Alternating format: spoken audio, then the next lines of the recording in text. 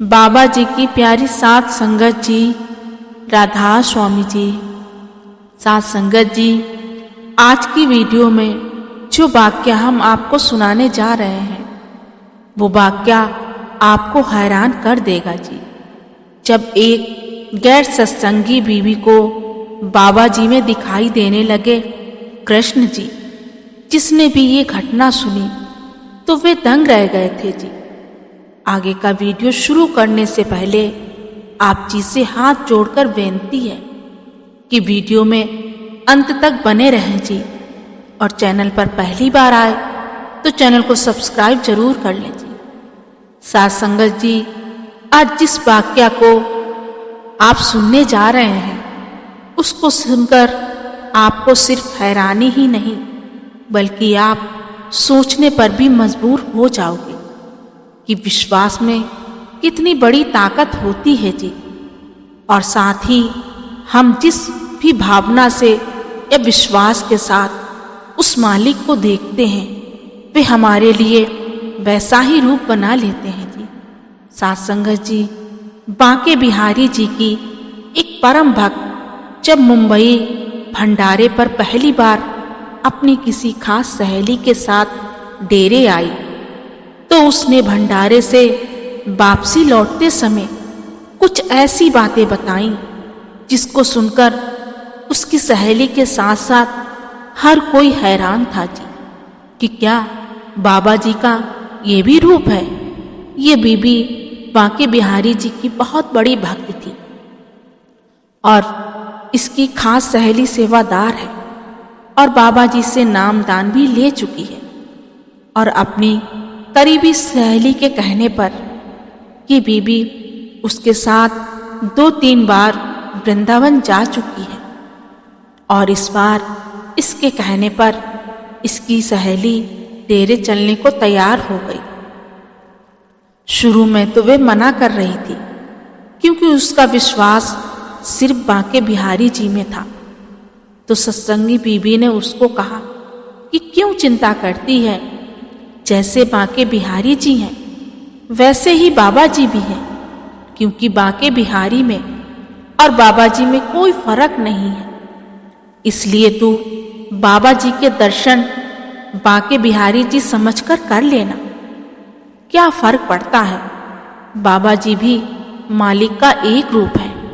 साथ संगत जी, जो सत्संगी हैं वे तो इस बात को अच्छे से समझ जाते हैं कि बाबा जी कुल मालिक का ही रूप है, लेकिन जो सत्संगी नहीं होते उन्हें ये बात समझाना बड़ा ही मुश्किल है जी, क्योंकि उनकी सोच थोड़ी सी अलग होती है और मंदिरों से जुड़े लोग अक्सर पूर्ण गुरुओं को एक आम इंसान ही समझते हैं। लेकिन सत्संगी बीबी के 2-3 बार कहने पर उसकी सहेली डेरे चलने को तैयार हो गई। उसने सोचा कि मैं भी तो देखूं डेरे में ऐसा क्या है जो ये सत्संगी बीबी हर महीने वहां पहुंच जाती है। साथ संगत जी, अब ये दोनों बीबियां भंडारे के लिए अपने घर से निकल पड़ी और कुछ घंटों के बाद मुंबई पहुंच गई जी। मुंबई के सत्संग सेंटर में एंटर होने से पहले सत्संगी बीबी की सहेली को लग रहा था कि वहां भी कोई मंदिर या गुरुद्वारे जैसा कोई स्थान होगा और वहां इनके गुरु बैठते होंगे और सब लोग गुरु के आगे माथा टेकते होंगे। लेकिन जब वे डेरे के अंदर एंटर हुई तो डेरे की खूबसूरती और प्लान तरीके से बनी हर चीज ने उसको मोहित कर लिया और वे बड़े गौर से देख रही थी कि वहां सभी अनुशासन में अपनी अपनी सेवा कर रहे हैं। जब ये दोनों डेरे पहुंची तो उस समय शाम के 7 बज चुके थे। उस रात सत्संगी बीबी ने अपनी सहेली को भोजन भंडार में खाना खिलाया और फिर दोनों सो गईं।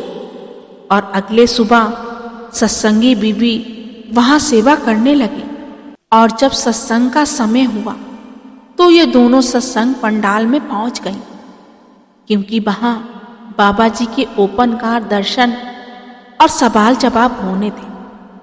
जब सत्संगी बीबी की सहेली ने पंडाल के अंदर का नजारा देखा तो वे देखती रह गई थी। लाखों लोग उस पंडाल में अनुशासन पूर्वक बैठे थे और ये सब चीजें उसको बड़ी अच्छी लग रही थी। लेकिन साथ संगत जी, जैसा मैंने आपको शुरू में बताया था, हम मालिक को जिस भी रूप में देखते हैं, मालिक भी हमारे लिए वैसा ही रूप धारण कर लेता है जी। अब पंडाल के अंदर का नजारा तो सत्संगी बीबी की सहेली आंखों से देख ही रही थी, लेकिन उसके मन में तो बांके बिहारी जी ही बसे हुए थे साथ संगत जी।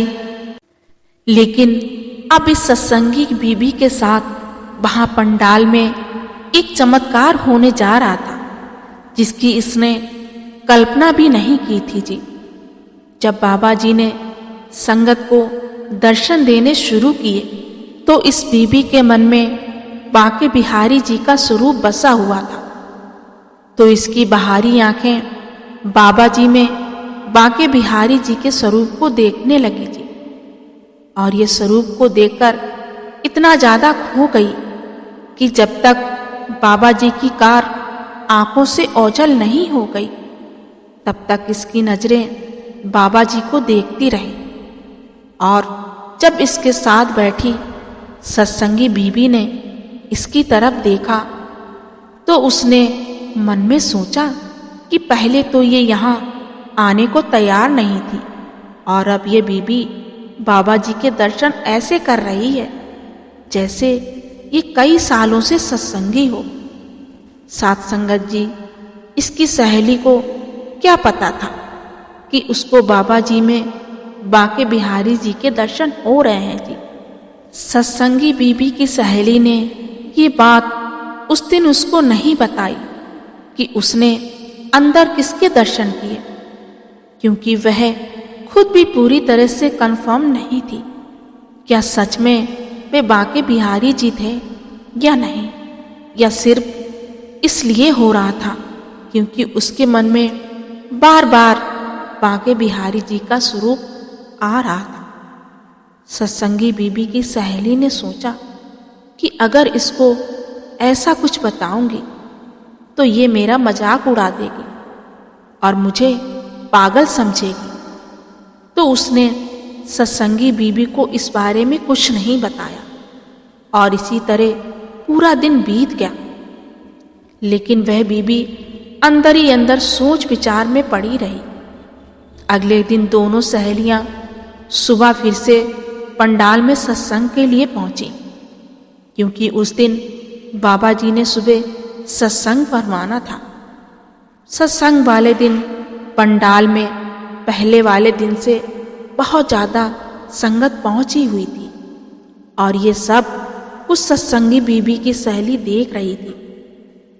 तो उस दिन जैसे ही बाबा जी स्टेज पर आए तो सत्संगी बीबी और इसकी सहेली टीवी में बाबा जी को देख पा रही थी।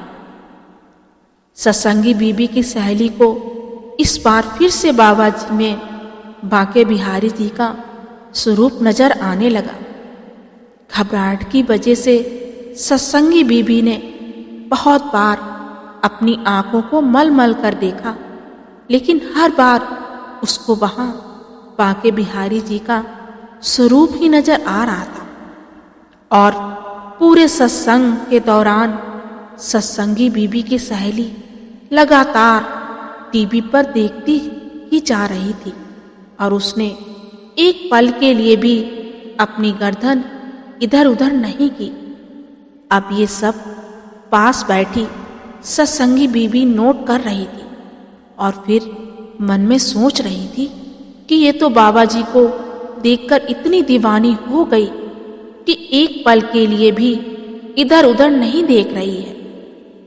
जब सत्संग खत्म हो गया तो सत्संगी बीबी ने अपनी सहेली से पूछा कि बहन, तू तो बाबा जी को ऐसे देख रही थी जैसे तेरा कोई बहुत पुराना रिश्ता हो। सत्संगी बीबी की बात सुनकर गैर सत्संगी बीबी चुप रही और उस समय कुछ ना बोली। और जब ये दोनों वापस घर जाने के लिए निकली तो उसने सत्संगी बीबी को सब कुछ बताया जो उसने डेरे के अंदर अनुभव किया था। उसने बताया कि मुझे तुम्हारे गुरु में बांके बिहारी जी के दर्शन हुए और इसलिए मैं बाबा जी के दर्शन करने में इतना खो गई थी। लगातार 2 दिनों तक मेरे साथ ऐसा ही हुआ।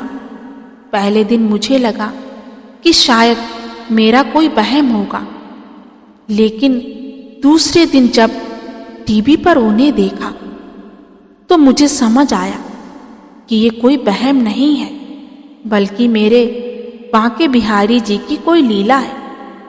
सारी बात सुनकर सत्संगी बीबी कहने लगी कि बहन, तू बड़े भाग्य वाली है जो तुझे बाबा जी ने दर्शन दिए, क्योंकि हम मालिक को जिस रूप में देखने की इच्छा रखते हैं वे मालिक भी उसी रूप में हमें नजर आता है।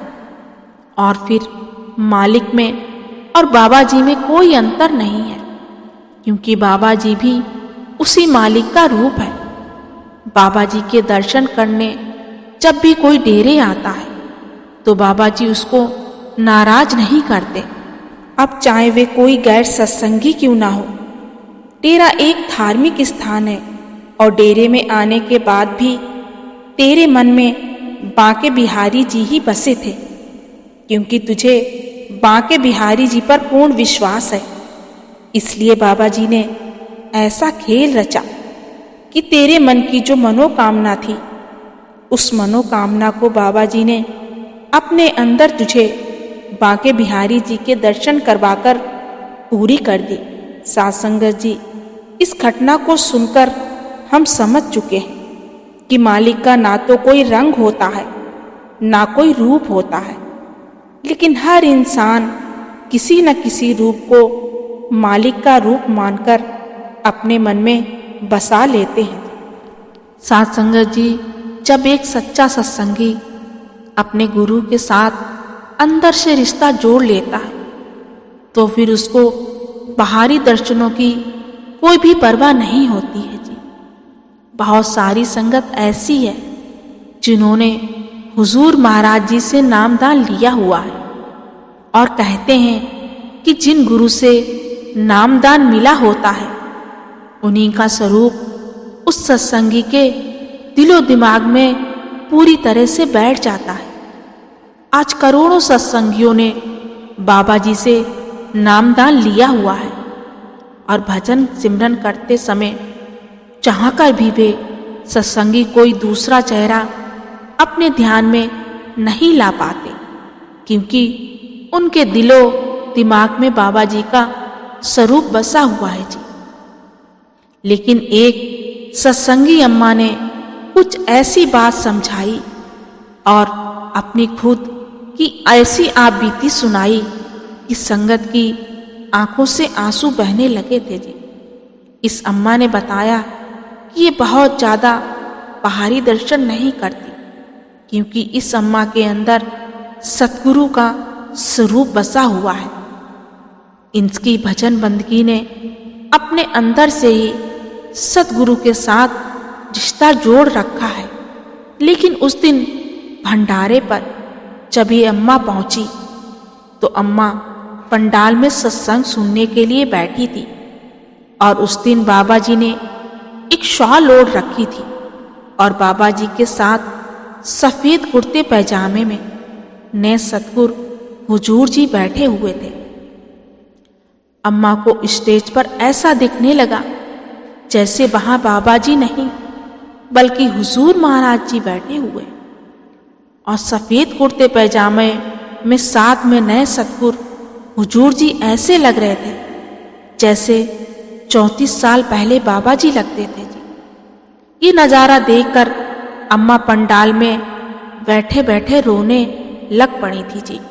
अम्मा ने बताया ये सब उस मालिक की मौत से होता है। बाबा जी ने किसको अपने अंदर किसको दर्शन करवा देने हैं ये बाबा जी की मौज है जी। बहुत सारी संगत हुजूर महाराज जी से जुड़ी हुई है और ये अम्मा भी उन्हीं में से एक है जी। अब उस दिन पता नहीं बाबा जी की क्या मौज हुई जो बाबा जी ने खुद के अंदर इस अम्मा को हुजूर महाराज जी के दर्शन करवा दिए। अम्मा ने संगत को समझाया कि गुरु एक ही होते हैं, बस शरीर अलग अलग होते हैं। गुरु तो शब्द रूपी होते हैं और गुरु की अपनी मौज होती है। वो अपने अंदर किसके दर्शन करवा देते हैं कि किसी को नहीं पता जी। साथ संगत जी, ये बात तो बिल्कुल सही है कि गुरु अपनी मौज में हो तो कुछ भी कर सकते हैं जी। और बहुत बार शायद आपके साथ भी ऐसा हुआ होगा, जब हमारे मन में कोई सवाल होते हैं और उस दिन अगर हम बाबा जी के सवाल जवाब प्रोग्राम या सत्संग सुनने आते हैं तो वहाँ बहुत सारी बातें बाबा जी ऐसी कह देते हैं कि हमारे मन में उठ रहे प्रश्नों के उत्तर बिना सवाल किए ही मिल जाते हैं। बहुत बार संगत ऐसा बता चुकी है कि ऐसा उनके साथ हो चुका है। साथ संगत जी, इसी के साथ मैं आपसे विदा लेती हूँ जी। मिलते हैं एक नए वीडियो के साथ।